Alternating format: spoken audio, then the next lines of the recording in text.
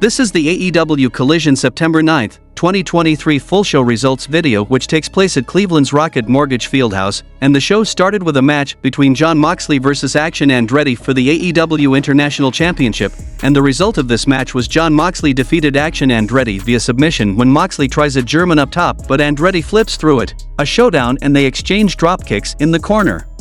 Action Andretti gets the edge and kicks Moxley while he's down, but the champ kicks him off into a flip reversal into the sleeper for the tap.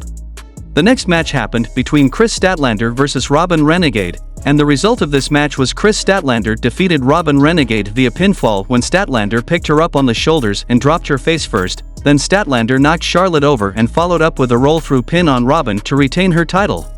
Post-match, the sisters attack after the bell, but they're stopped short by a certain song hitting the speakers, and then we saw the return of Jade Cargill, and she easily puts down by Robin and Charlotte, smiling down at Statlander. Welcome back chants ring out, and she helps Statlander to her feet only to plant her as well.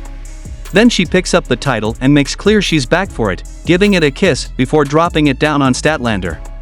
Renee Paquette backstage to chat with Saraya and Ruby Soho, and Ruby says it's cute that Toni Storm talked about being forgetful cause she didn't. She's very upset, and Saraya said she's lost her mind and they need to smack some sense into her. Renee asks about Saraya's upcoming title defense, and she's excited for it, and she's going to walk in as champion and walk out as champion. The next match happened between Juice Robinson and the Guns vs Gravity and Aristar and Inframundo, and the result of this match was Juice Robinson and the Guns defeated Gravity and Aristar and Inframundo via pinfall when Inframundo was all that was left, and it's Juice Robinson who put him down for the 3 counts. CJ Perry gets her own version of what Miro does. I was your first casualty on the righteous road, you left me. She says Miro lost himself when he lost the TNT Championship, and she just wanted to surprise him last week and show him she would help him win the title back, but he was so stubborn, and not in a good way. If he really wants to go down this path, she respects that, but it means she'll have to go down hers. She's so torn, she sat on the sidelines for 2 years, tearing herself down, breaking herself apart, and asking herself if she has what it takes, and every part of her is yelling at her not to leave until she finds out.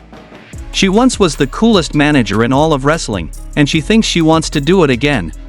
The next match happened between Rey Fenix vs Angelico, and the result of this match was Rey Fenix defeated Angelico via pinfall when Serpentico on the apron gets his head kicked off, and Fenix follows up with the rolling cutter, and he only gets 2, picks up Angelico and piledrives him for the finish.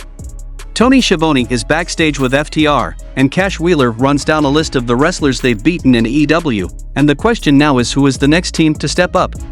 Dax Harwood says he's not sure they enjoy being off Collision, and they want to be in the main event, but they need more opponents, more challengers. So they want to do an open challenge for anyone to step up and prove their worth. If someone can do that, they'll put the tag team titles on the line. The next match happened between Roderick Strong vs Darby Allin, and the result of this match was Roderick Strong defeated Darby Allin via pinfall when Darby eats a kick to the face but scored a death drop on the follow-up. Both guys sell. Then AR Fox tried to help Wayne and ends up taking him out on the outside, and in the ring, Strong finishes off Allin and advanced to World Title Eliminator Tournament Finals. Keith Lee interviewed backstage. He's asked about his plans to do things solo in Collision, and he says there are certain individuals who are avoiding him, and if he has to get the work done somewhere, he will do it here. I am the Collision. His advice? Run. Then Tony Schiavone welcomes Bryan Danielson, and he comes, and said he told his daughter that once she turned 7, he would start finishing up his career, and she's currently 6, and he's a man who keeps his promises, especially to the people he loves. Because if this is his last year, if this is his final year, this will be the most epic year of his career, and he's calling his shot, and his next one is this, WrestleDream on October 1st in Seattle. He wants to fight Zack Sabre Jr. Ricky Starks makes his way out with Big Bill, and he said after Sunday, he thinks he got everybody's attention, and now he's immortalized as the man, as the face of Collision, as the person who was going to do what Danielson could have never done in his entire career. Danielson wishes he would have been a bit more patient because he wasn't done yet. He says the BCC believes if you want to be with them, you have to bleed with them. Starks reaches his hand out like they're gonna shake, and Big Bill attacks him. Starks acts like he's upset about it, ripping him off, only to jump all over Danielson himself.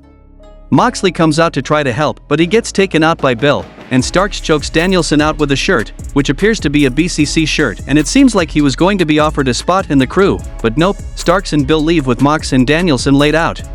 In the main event of the show, we saw a match between Samoa Joe versus Penta El Zero Mito, and the result of this match was Samoa Joe defeated Penta El Zero Mito via submission when Joe slides him back in the ring and gets a 2 count, and the show is running long but they vow to stay with it. It's not long until Joe gets the sleeper and Penta taps, and Joe advanced to World Title Eliminator Tournament Final, and the show goes off the air.